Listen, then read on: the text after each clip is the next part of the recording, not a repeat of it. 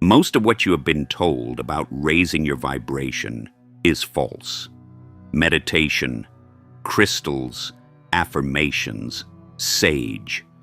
These are distractions, instruments of avoidance disguised as growth. They make you feel like you're ascending while keeping you tethered to the very patterns you believe you're escaping. Carl Jung studied those who called themselves spiritually awakened, who claimed to move through higher frequencies, and he saw something the spiritual marketplace refuses to acknowledge. They were not elevating, they were avoiding. They were performing elevation without transformation. They were vibrating at the same frequency they had always carried, but with new language, new props, new rituals. The nervous system remained conditioned. The consciousness remained bound. True elevation does not come from adding. It comes from subtracting. It comes from releasing the patterns, the identities, the mechanisms that keep the psyche operating in fear, in reactivity, in unconscious repetition. Real transformation, the emergence of your natural frequency, requires giving up entirely. Nothing half-measured, nothing symbolic. The self you were yesterday must die for the self you are becoming to emerge. Jung identified 5 key releases that determine whether the seeker genuinely ascends or remains trapped in superficial elevation. Each of these demands death, the psychological death of an identity you've worn for years, perhaps decades. Each requires surrender. The first is the release of the persona of goodness. Most people operate under a mask they call virtue, always compassionate, always helpful, always considerate. The mask hides anxiety, fear, self-doubt, and boundaries violated. From childhood, many learn that being good keeps them safe. Being good ensures love, prevents punishment, maintains belonging. But this performance is fear masquerading as morality. Jung observed that maintaining this mask keeps consciousness tethered to survival frequency. The energy spent proving goodness is the energy that could ground sovereignty. To elevate, the persona must fall. You must permit yourself to be authentically human. Anger, insistence, refusal, boundary setting.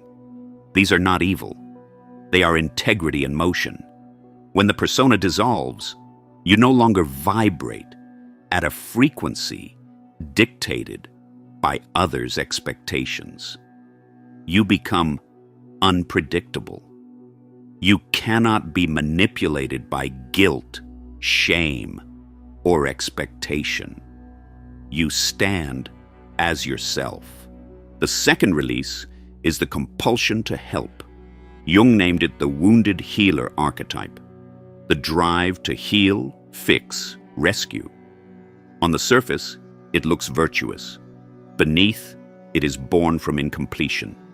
You help compulsively because your sense of worth is conditional, contingent on being needed. You heal others to avoid facing your own unresolved wounds. You offer your labor to maintain identity rather than to serve truth. This pattern keeps you operating at a low frequency, repeating cycles of dependency and exhaustion. The healer who elevates lets go. They serve when asked, when appropriate, but they no longer impose their presence to repair what has not been requested. They recognize the distinction between service and ego-driven rescue. They see the necessity of struggle for others' growth, and they accept that presence without control is the highest form of compassion. The third release is the attachment to being understood. Most people constantly seek validation, explanation, acknowledgement. They justify, defend, clarify. They hope that comprehension will stabilize them. Jung observed that this compulsion creates dependency on external comprehension. Consciousness remains tethered to others' perceptions instead of internal authority. The emancipated individual abandons this need. They share their experience only with those capable of perceiving it, without requiring that perception to define their truth. They feel no instability when the world fails to grasp them. Their knowing is autonomous. The self is grounded internally. This release isolates. Relationships that required explanation and approval dissolve.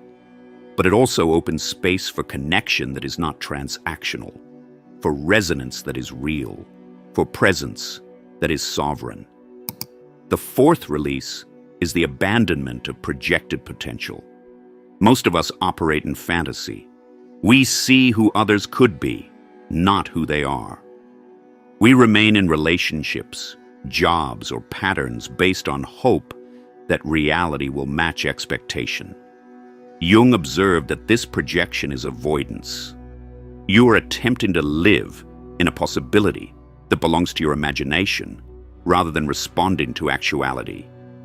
This denial anchors low-frequency operation. The path to elevation requires seeing clearly, people as they are, not as they might become. Discernment is not cynicism. It is truth-based alignment.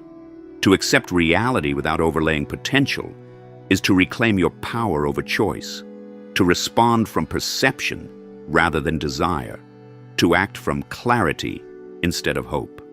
The fifth release is the identity of being wounded.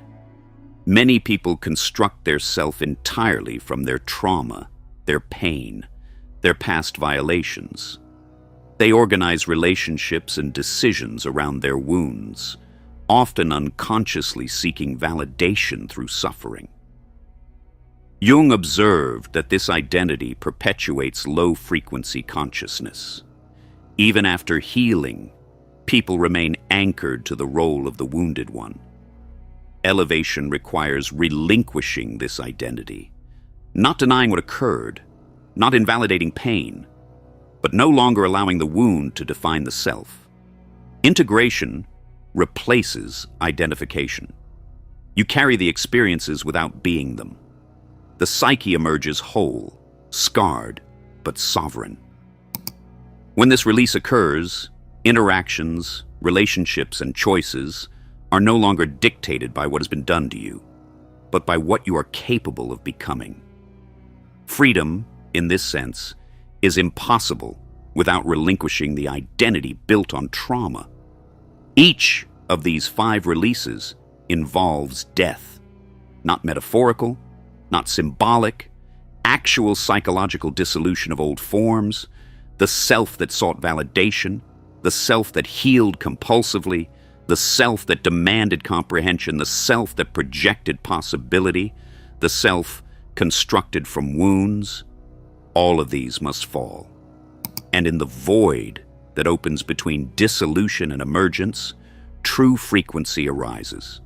Consciousness reorganizes. The psyche recalibrates. Awareness becomes structural instead of performative. The nervous system stabilizes in autonomy rather than reactivity. From this foundation, the person begins to operate from authenticity instead of performance, discernment instead of compulsion, internal authority instead of external validation, perception instead of projection, and sovereignty instead of woundedness. The frequency is higher because it is unconditioned, coherent, and internally aligned. It is the frequency that was always present, buried beneath the patterns imposed by fear, habit, and survival strategies. Elevation is not a function of tools, practices, or rituals. It's the emergence of the self unclothed from the adaptations that kept it constrained. What Jung revealed is brutal in its simplicity. To vibrate higher, you must stop adding and start subtracting. Stop performing. Stop rescuing. Stop seeking understanding. Stop hoping for illusions. Stop identifying with suffering. The moment you release these 5 anchors, the nervous system aligns with natural presence. The consciousness, once diffused across obligation and fear, becomes centered. The ability to perceive reality, to act, and to move freely within relationships becomes immediate and precise. You feel clarity without effort, discernment without defensiveness, compassion without self-erasure. This transformation is often terrifying because the old self must die first. There's a period of disorientation, grief, and exposure. The familiar identity is gone, but the new one has not fully consolidated. Jung called this the void. It is in that emptiness that genuine transformation occurs. It is the crucible in which authentic frequency emerges. Once complete, the person no longer vibrates at low frequencies while performing high-frequency rituals. They operate from integrity, sovereignty, and clarity. They serve without compulsion, perceive without absorption, trust without explanation, relate without fantasy, and exist without identification with past suffering. This is what Jung meant by true elevation. Not a feeling of lightness or bliss, not an accumulation of spiritual practices, not the appearance of consciousness, but the lived reality of a psyche that has reorganized itself from fear and survival into clarity, presence, and wholeness. This is the frequency that was always there, waiting under the layers of conditioning, waiting beneath the strategies learned for survival. The moment of surrender, the death of persona, compulsion, attachment, projection, and wounded identity, reveals it. What emerges is not someone new. It is the authentic self reclaiming what has always existed. The transformation is not about learning to vibrate higher. It is about remembering how to exist without interference from the patterns that kept you low. Every decision, every perception, every choice becomes aligned not with fear, habit, or the expectations of others, but with the structural reality of your own consciousness. You perceive, you act, you're present, you're sovereign, and that is the vibration that matters.